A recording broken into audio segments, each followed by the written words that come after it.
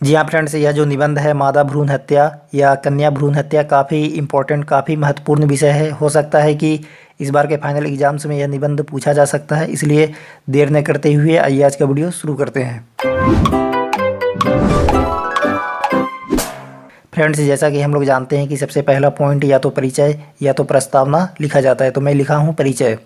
जब माता पिता जन्मे बिना जन्म लिए मादा बच्चे को गर्भ में ही मार देने का निर्णय सिर्फ इसलिए लेते हैं क्योंकि वे उसे नहीं चाहते, तब इसे मादा भ्रूण हत्या कहा जाता है। जी हाँ फ्रेंड्स, यदि कोई माता पिता इच्छुक नहीं है और अपने बच्चियों को गर्भ में ही मार देते हैं तो इसे मादा भ्रूण हत्या या कन्या भ्रूण हत्या कहा जाता है।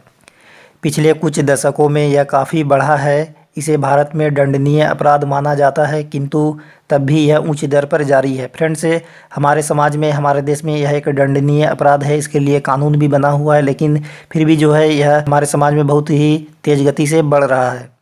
अब आते हैं दूसरा पॉइंट, वर्तमान स्थिति।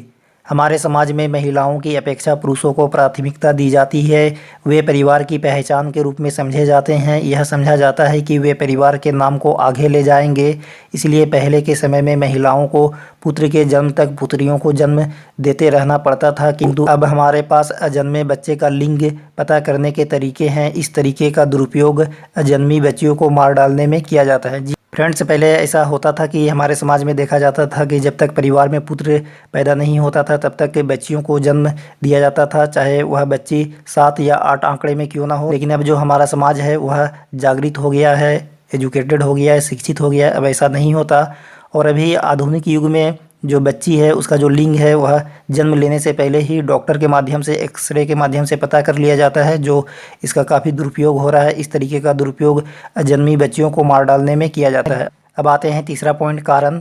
मादा भ्रूण हत्या के पीछे कई अवांछित सामाजिक कारण है। माता पिता को अपनी पुत्री की शादी में काफ़ी दहेज देना पड़ता है। कभी कभी वे इसके लिए कर्ज भी लेते हैं। पुत्र की शादी में उन्हें मनचाहा दहेज मिलता है। पुत्र जीवन भर अपने माता पिता की देखभाल करता है। कुछ लोगों की ऐसी घटिया मानसिकता होती है कि वे सिर्फ पुत्र ही उनके लिए कमा सकता है। जी हाँ फ्रेंड्स, कुछ माता पिता ऐसे होते हैं जो अपने पुत्र को ज़्यादा तवज्जो देते हैं क्योंकि वह जीवन भर उसका साथ देता है, और जो बच्ची होती है विवाह के बाद वह दूसरे घर में बस जाती है। ऐसी जो मानसिकता है हमारे समाज में देखने को मिलती है, और बच्चियों को, और जो लड़कियां होती है उसकी शादी के लिए दहेज का इंतज़ाम भी करना पड़ता है। इसलिए लोगों की जो मानसिकता है वह दोहरी रवैये की होती है, वह अपने बच्चियों को कम प्यार देते हैं।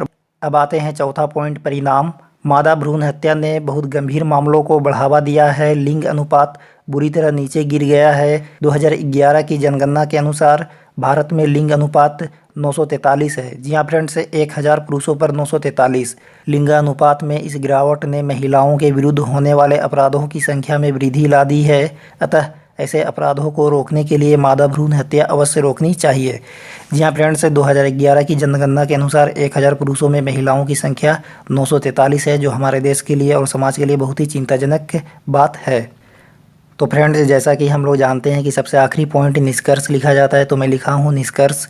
हमें समझने की ज़रूरत है कि यदि लड़कियां भी उचित ढंग से शिक्षित की जाए तो वह अपने परिवार की देखभाल कर सकती है। भारत में दहेज प्रथा गैर कानूनी है, इसलिए सिर्फ इस तरह के अमान्य कारणों से मादा बच्चे की हत्या करने का हमें कोई अधिकार नहीं है। वह भी ईश्वर का एक उपहार है और उसे प्यार और सम्मान के साथ अवश्य स्वीकार किया जाना चाहिए।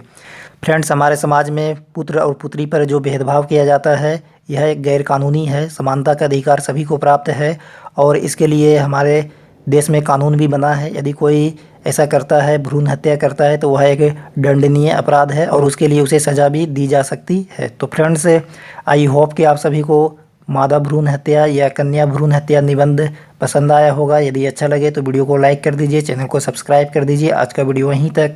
धन्यवाद। Thanks for watching. आपका दिन शुभ हो।